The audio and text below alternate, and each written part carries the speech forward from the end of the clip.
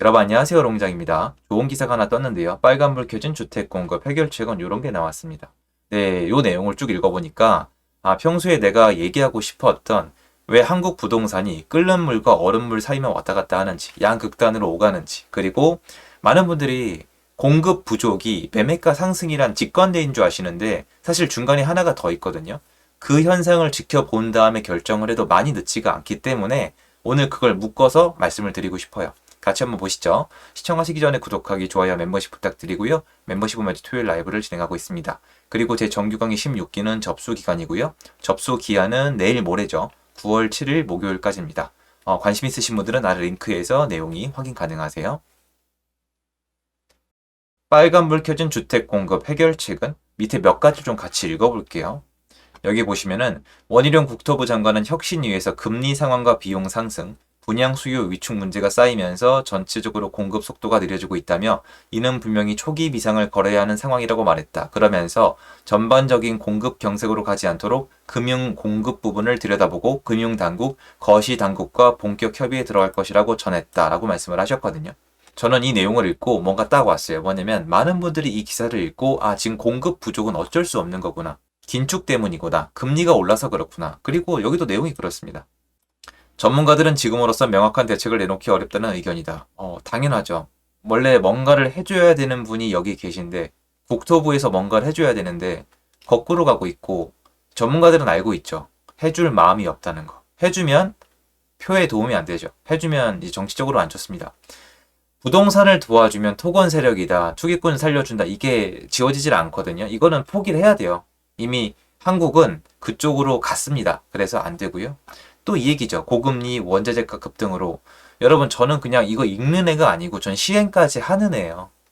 충분히 해결해 줄 수 있어요. 충분히 도와줄 수 있고 충분히 건설사들 집 짓게 도와줄 수 있어요. 지금 전혀 안 하고 있습니다. 건설사 다니는 분들 안 계세요? 댓글 좀 달아주세요. 시행하는 분들 안 계세요? 댓글 좀 달아주세요. 이게 단지 지금 고금리 때문에 그래요? 아닙니다. 해결될 일이 아니에요. 여기서 하는 내용은 말 그대로 대책을 내놓기 어렵죠. 안 내놓을 거니까. 다음 내용이 저는 더 이해가 안 되는데요. 다만 전문가들은 지금으로선 명확한 대책을 내놓기 어렵다는 의견이다. 고금리, 원자재값 급등으로 시장이 어려운 상황에서 건설사들이 사업 시행을 꺼리는 건 당연한 결과라는 분석이다. 김성환 한국건설산업연구원 부연구위원은 지금 어떤 정책 지원을 해준다고 해서 사업성이 떨어지는 사업이 잘 되게 할 수 있는지 의문이 든다며 현재 건설사들의 가장 큰 문제는 돈을 끌어올 것이 없다라는 것이라고 말했다.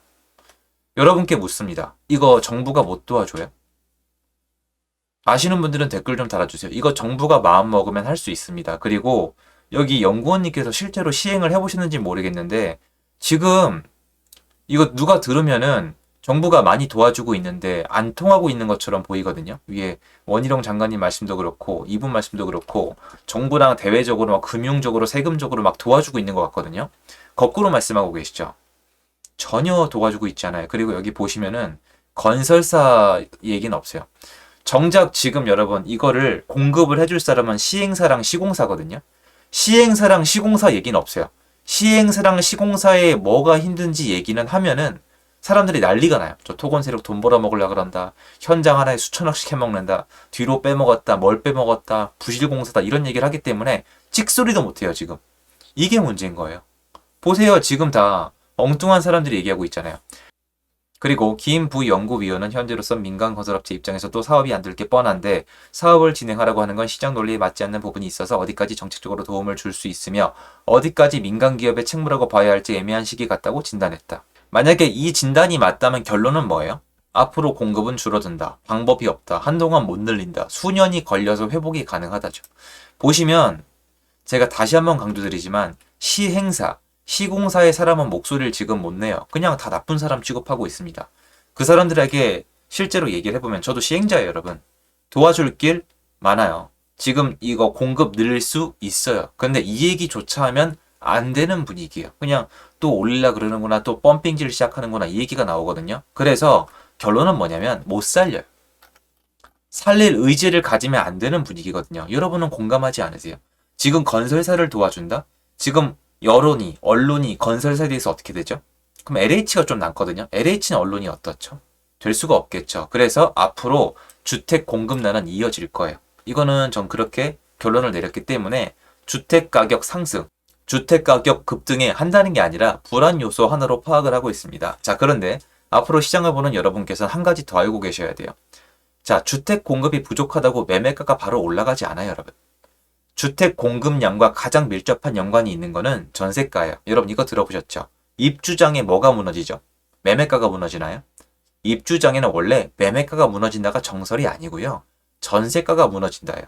전세가가 무너지고 그거보다 더 심해지면 입주가 막 밀어붙이고 미분양이 나고 악성 미분양이 있으면 매매가까지 번지는 거지 원래 전세가만 내려가다 끝나는 경우가 더 많았습니다. 자, 다시 얘기해서 주택 공급 부족을 판단하려면 전세가를 먼저 봐야 돼요. 무슨 말이냐?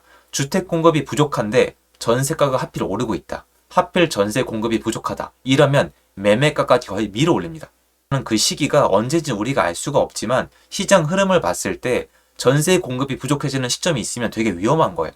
근데 거꾸로 전세 물량이 넘쳐난다. 매도 물량이 넘쳐난다. 이때 주택 공급이 좀 없다? 상관없어요. 자, 22년도에 서울 집값이 많이 내려갔잖아요. 그때 서울 공급 물량이 많았나요? 아니죠. 인천만 많았잖아요. 근데 서울은 엄청나게 내려갔어요. 반토막 가까이 났던 아파트도 있어요. 서울 내에도. 그러면 공급이 많지 않은 상황에서 어떻게 그렇게 됐을까요? 예, 맞아요. 다른 여건들도 봐야 되는 거예요. 자, 여러분의 도움을 돕기 위해서 부동산 지인을 잠깐 켰는데요. 요 부분이 제가 말씀드렸던 2022년도에요. 보시면은 가격이 많이 빠졌죠. 하지만 이때 공급 물량은 많지 않았어요. 오히려 공급 물량이 많았던 19년도, 20년도, 21년도에 가격 많이 올랐습니다. 다만 17년도 이후에 규제가 심해지면서 다주택자를 규제하면서 전세 공급이 수급이 예전과 좀 달라졌기 때문에 모양이 완벽하진 않은데요. 아무튼 간에 주택 공급이 많다, 적다 이것만으로 매매 가격의 움직임을 보는 데는 한계가 있습니다. 시장이 완전히 정상화되는 기준이 어느 정도 오면은 공급이 많을 때 전세가가 먼저 내려갑니다. 그리고 봐야 될 게 하나 더 있는데요. 여기가 공급 물량이에요. 이 파란색 칸이. 여기가 2023년, 24년, 25년이에요. 너무 부족하죠. 역대급이거든요.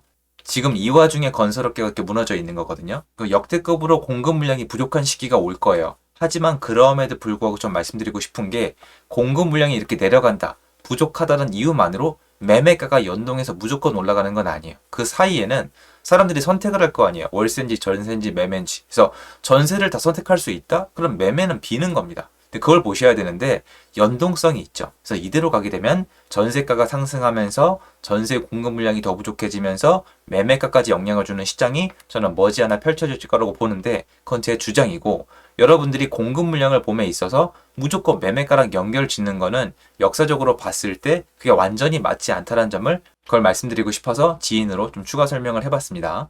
그래서 주택 공급이 앞으로 부족하다? 그럼 바로 무슨 일이 일어난다? 지금 당장 집을 사야 된다? 전 그렇게 보진 않아요. 지금 시장은 지금 시장으로 봐야 되고 미래를 예측함에 있어서 이걸 참고 자료로 쓰는 건 찬성입니다. 참고 자료로 쓸 때 여러분이 미래 시장을 봤을 때 뭘 봐야 되겠어요? 전세 시장이 어떻게 될지를 먼저 보셔야 돼요. 예를 들어서 내가 봤을 땐 전세 시장이 앞으로 공급이 부족해져서 전세가가 오를 것 같아.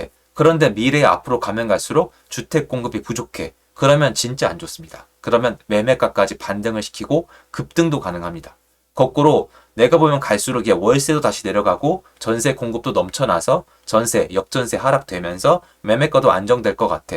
그때 일어나는 주택 공급 부족은 상당히 많이 커버가 가능하며 커버가 가능한 기간 동안에 또 해결책을 만들 시간이 있습니다. 그래서 저는 당연히 앞으로 전세 시장이 공급이 부족하다고 판단하고 있는 사람이기 때문에 거기에 얹혀서 이게 되게 심각한 사회적 문제가 될 거라고 생각을 하는 사람이지만 이게 맨날 기사화되지만 시점까지 맞출 수가 없거든요. 그래서 요거 시점은 알 수 없다고 딱 판단을 하시고 미래에 있는 불안 요소로 딱 자리 잡으신 다음에 지금의 시장 흐름이 수급으로 따졌을 때 어느 방향으로 가는지를 보시는 게 좋아요.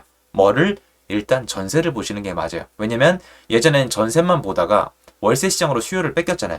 근데 월세가 많이 올랐기 때문에 이제는 전월세 묶어서 보시든가 아니면 전세에 집중해서 보셔도 어느 정도 전반적인 시장을 보는데 큰 무리가 없는 시기가 다시 왔거든요. 그래서 앞으로 같이 요 키워드를 가진 상태에서 주택의 수급을 보면서 미래를 같이 준비해보면 될 것 같습니다. 그 내용 다루고 싶어서 영상 만들어 봤습니다. 도움됐으면 좋겠고요. 제 영상 여기까지입니다. 감사합니다.